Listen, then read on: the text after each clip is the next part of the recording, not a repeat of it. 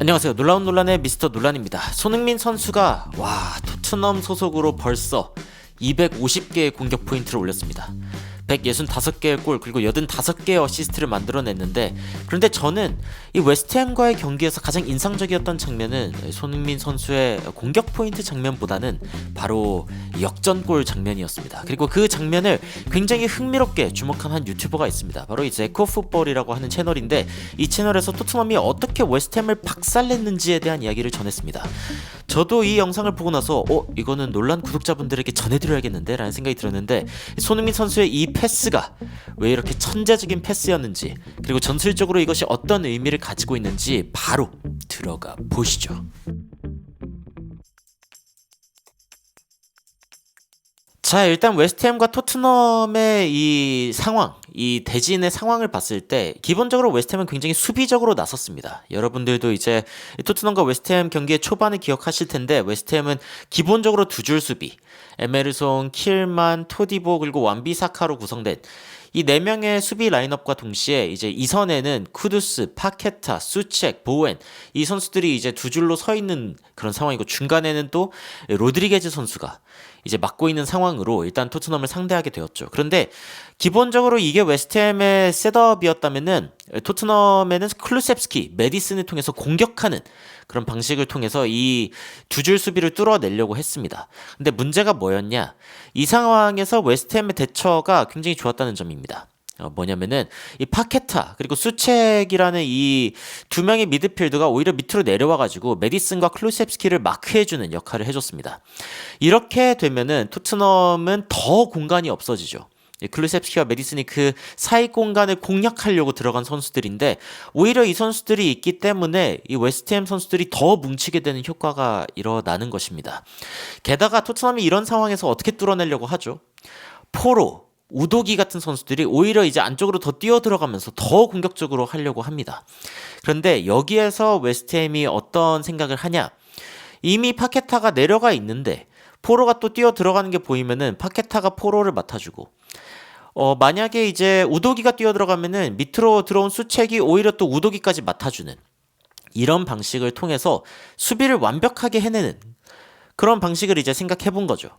그래서 여기 보면은 포로, 파케타, 우도기, 수책 이런 식으로 같이 내려와 주면서 뭔가 토트넘의 공격을 방어하는 그런 상황이 된 겁니다. 여기에서 이제 막아내면은 그러면 이제 그 웨스트햄에게 공의 점유가 넘어가는 것이고, 만약에 토트넘이 뺀다라고 하면 뭐 빼봤자 메디슨 쪽으로 빼거나 아니면 뭐 클루셉스키 쪽으로 뺄 텐데, 이미 뭐 수비수가 어느 정도 있는 상황이기 때문에 뭐 당장 위험할 일은 없는 것이죠. 그래서 웨스트햄 입장에서는 토트넘의 공격 방식을 완벽하게 틀어막았다라고 이야기할 수 있는 상황이 되었습니다. 실제로 웨스트햄은 이렇게 버텨내다가 골을 만들어내기도 했죠. 토트넘의 기회는 제대로 못 살리고, 그리고 이제 웨스트햄의 기회는 살리는 상황이 오면서 오히려 선제골이 웨스트햄 쪽에 터지는 상황이 이제 발생을 하는 겁니다. 물론 이제 토트넘이 클루셉스키의 골로 1대1 동점을 기록하기는 했지만, 전반전에 안제 포스테코글루 감독이 이거 어떻게 할까라고 이제 고민을 좀 했을 것 같습니다. 그러더니 굉장히 전술적인 교체를 하나 진행합니다. 그게 뭐였냐? 바로 메디슨을 빼는 것이었습니다. 메디슨을 빼고 이제 사르를 집어넣은 것이죠. 이거는 이제 굉장히 주목할 만한 일이고, 많은 언론에서도 이 사르가 토트넘의 우승이 아니죠. 토트넘의 승리에 굉장히 큰 기여를 했다라고 이야기를 하고 있습니다. 토트넘의 웨스트햄전 승리에 사르가 왜 그렇게 중요했냐? 일단은 이 전술적으로 보면은 이런 측면이 있습니다. 일단 포메이션이 바뀌었죠. 우도기, 반더벤, 로메로, 포로 이 4명의 수비수와 손흥민, 솔랑키 그리고 존슨이 앞에 있는 3명의 선수는 여전히 똑같은데, 근데 이제 미드필더의 모양이 바뀌었습니다. 원래는 맨 처음에는 기본적으로 비수마를 이렇게 놓은 삼각형 모양이었죠. 역삼각형 모양이었죠. 그런데 이제 그 사르가 들어오면서 오히려 어떤 모양이 되었냐? 삼각형 모양이 되었습니다. 이렇게 되면은 어떤 차이가 있는 거냐라고 이제 이야기를 할 수 있겠지만 일단 기본적으로 수책과 파케타를 통해서 전방으로 들어오는 미드필더를 막겠다라고 했던 이 웨스트햄은 약간 좀 이 역할이 좀 붕 뜨게 되는 상황이 됩니다. 우리가 준비했던 전술이랑 좀 다른데? 뭐 이런 생각이 이제 조금 들기 시작하죠. 그런데 더 큰 문제는 바로 여기에 있습니다. 이쪽에 미드필더가 없으니까, 그러니까 다시 말해서 여기에 원래 있던 선수가 누구죠? 메디슨입니다. 근데 메디슨이 없어지고 나니까 오히려 공간이 생겨버린 겁니다. 무슨 뜻이냐? 원래 여기에 이제 그 메디슨이 있었는데, 그리고 메디슨이 만약에 이제 뛰어 들어가고 이런 상황이었더라면은 그럼 수책도 같이 들어왔을 겁니다. 그러면은 우도기가 이제 공격하러 들어올 때 수책이 자연스럽게 또 수비하러 들어가죠. 그렇기 때문에 우도기도 마크가 잘 됐을 겁니다. 무슨 뜻이냐? 오히려 메디슨이 없었기 때문에 우도기가 이 공간을 가지고 뛰어 들어갈 수 있었다는 거죠. 그리고 이것은 손흥민 선수가 완벽하게 이해하고 있던 부분 중 하나였습니다. 어떻게 아냐? 손흥민 선수의 패스 때문이죠. 손흥민 선수가 축구 도사처럼 완벽하게 준 이 패스는 토트넘 역전골의 시발점이었습니다. 이 손흥민 선수가 준 이 패스를 우도기가 가지고 뛰어 들어갑니다. 이때 만약에 메디슨이 더 앞에 있었다라고 하면은 그럼 웨스트햄의 수비도 더 촘촘하게 있었을 겁니다. 근데 사르의 현재 포지션은 어디 있죠? 여기 있습니다. 그리고 사르를 마크하고 있는 선수는 이제 바깥쪽에 위치해 있죠. 이런 상황이기 때문에 결국에 손흥민 선수가 이를 알아채고 우독이 완벽하게 뚫리네? 바로 알아채고 준 겁니다. 여기는 지금 뛰어들어갈 준비도 제대로 안 하고 있는 상황이죠. 그렇게 되면서 다음 장면이 어떻게 됩니까? 야, 이거 우도기가 어마무시하게 많은 공간을 얻은 상태로 공을 굉장히 위협적인 자리에서 잡고 있는 상황이 됩니다. 안쪽으로 이제 컷백을 빠르게 줄 수도 있었지만 우도기의 센스 있는 첫 번째 터치가 웨스트햄의 무게중심을 완벽하게 무너뜨려 놓았고 이 상황에서 뛰어들어오던 비수마에게 공을 전달했고 여러분들이 뭐 이 뒤에 무슨 일이 일어났는지는 다 아시죠. 아주 송곳 같은 슈팅으로 웨스트햄의 골망을 흔들어버리는 비수마의 골이 터지면서 근데 이게 그 현지 해설도 그렇고 그리고 이제 여러 가지 언론에서도 그렇고 이 장면에서 손흥민 선수의 패스 센스를 굉장히 극찬을 했거든요. 근데 제가 이제 그래 저 패스가 사실은 굉장히 똑똑한 패스이기는 하지만 왜 그랬을까라는 생각을 했었는데 이런 전술적인 뒷배경이 있었다. 우도기가 완벽하게 비는 이 공간으로 손흥민 선수가 적절하게 찔러준 이 한 방. 이것이 결국에는 이 전술 변화의 핵심을 완벽하게 꿰뚫는 패스였고 그리고 이것을 통해서 우도기가 어시스트를 기록하는 그런 장면이 나올 수 있었던 거죠.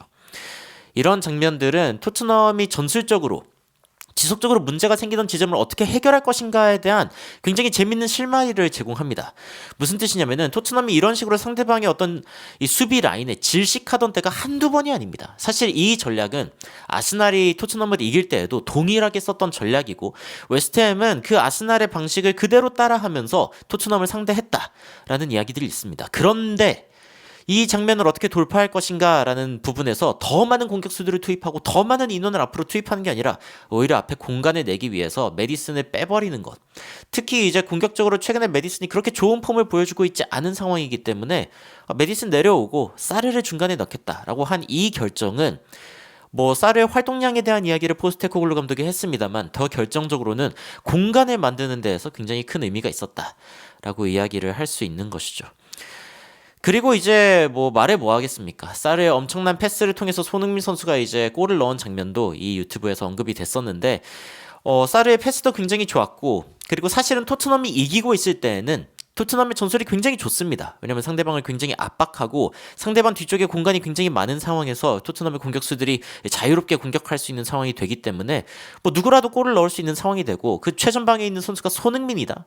말할 게 없죠. Son is a very happy man. 손흥민 선수는 굉장히 행복한 선수다라고 이야기를 하면서 이 경기 굉장히 훌륭했던 손흥민 선수의 이 활약을 조명했습니다.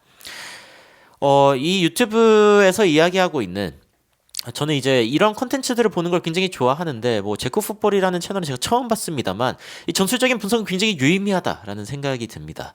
그리고 이제 유력한 언론에서도 이야기하는 토트넘의 어떤 전술적인 변화 이 부분에 대해서도 이제 이야기가 나오는 것이고 손흥민 선수가 이날 경기 좋은 활약을 했지만 그러니까 10개의 터치를 기록하고 상대 박스 안에서만요. 5개의 슈팅, 3개의 크로스, 2개의 찬스를 만들어내고 2개의 유효 슈팅, 하나의 골 손흥민 돌아온 게 진짜 대박이다라고 이제 토트넘 팬들이 이야기했지만 손흥민 선수는 늘 통계적으로 봤을 때는 좋은 활약을 해줬습니다. 자신의 어떤 역할을 못 해준 적이 없죠. 그렇다면은 결국 문제는 전술적인 부분에 있습니다. 전술적인 부분에서 어떻게 손흥민 선수의 장점을 살려낼 것인가. 그런데 이번에 전술 변화는 손흥민 선수의 플레이메이커로서의 어떤 키패스를 잘 만드는 그런 역할, 축구 도사로서의 역할도 살려주었고, 그리고 이기고 있는 상황에서는 손흥민이 역습할 때 완벽한 찬스를 그대로 골로 만들어내면서 골게터로서의 역할 역시 살려주는 이 두 마리 토끼를 다 잡은 그런 경기였던 것이죠. 이 댓글, 이 콘텐츠에 달린 댓글을 좀 찾아보면은 메디슨이 이제 그 후반전에 특히 그리고 전반전에도 그렇지만 압박이 좀 느린 편이고 그게 결국에 실점으로 이어지는 경우가 많은데 많은 사람들이 이거를 좀 간과하는 것 같다. 그 안지 포스테코글루 감독이 이렇게 그 교체를 한 것이 굉장히 좋은 판단이었다라는 이야기를 합니다. 그리고 안지 포스테코글루 감독이 전술적으로 너무 이제 많은 분석을 당하는 코치 아니냐 뭐 이런 식의 이야기들도 있습니다. 현재 전술적으로 굉장히 많은 주목을 받는 감독이 두 명 있는데 한 명은 안제 포스테코글루 그리고 두 번째는 맨유의 에릭 텐하흐 감독입니다. 근데 텐하흐는 뭔가 분명한 전술이 없어서 주목을 받고 있는 거거든요. 도대체 너 뭐 하고 싶은 거냐라는 게 이제 이쪽에 나오는 질문이고 안제 포스테코글루 감독은 하고 싶은 게 너무 명확해가지고 또 많은 분석이 나오는 상황인데 여하튼 굉장히 전술적으로 뚜렷하다라는 이야기가 있고 메디슨은 한동안 너무 안 좋은 모습을 보여줬다. 그리고 클루셉스키가 굉장히 창조적인 모습을 보여주면서 그리고 심지어 이제 피지컬적으로도 더 좋은 모습을 보여주면서 메디슨이 중간에서 어떤 존재감이 사라졌다라고 이야기를 하고 있습니다. 특히 수비적으로 메디슨은 굉장히 안 좋은 모습을 보여주고 그리고 a massive ball watcher. 야, 이거는 완전 욕이죠. 뭐 공만 쳐다보고 있는 놈이다. massive가 굉장히 큰 뭐 이런 뜻인데 뭐 대부분의 상황에서 공을 쳐다만 보고 있는 뭐 그런 선수라고 이야기를 하는 거죠. 브라이튼전에서도 마찬가지였는데 그 메디슨 그리고 베르너 이 두 선수가 이 실점 당시에 그냥 쳐다만 보고 있었다. 그러니까 이런 점들이 이제 문제가 있다라고 이야기가 나오고 있는 상황입니다. 그리고 아르테타, 제가 아까 이야기했었죠. 아스날전에서 이제 그 토트넘에게 아스날이 했던 방식과 똑같은 수비 방식이었는데 토트넘이 이번에 뚫어냈으니까 어쩌면 안제 포스테코글루 감독이 다음번에 이 아스날을 만날 때에는 이런 전략을 쓰지 않을까라는 이야기들이 나오기도 했습니다. 손흥민 선수는 늘 좋은 활약을 했고 통계적으로 뭐 지금 250개의 공격 포인트를 기록한 손흥민 선수를 어떻게 토트넘이 탓할 수 있겠습니까? 결국에는 전술적으로 어떻게 손흥민 선수를 최고로 만드냐.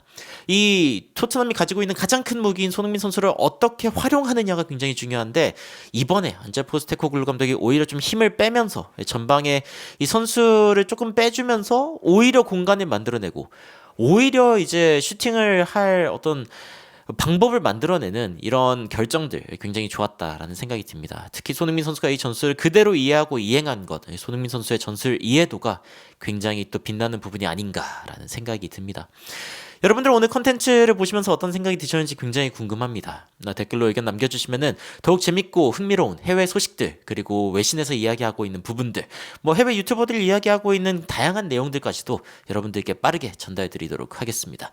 이상 놀라운 논란 미스터 논란이었습니다. 시청해주셔서 감사합니다.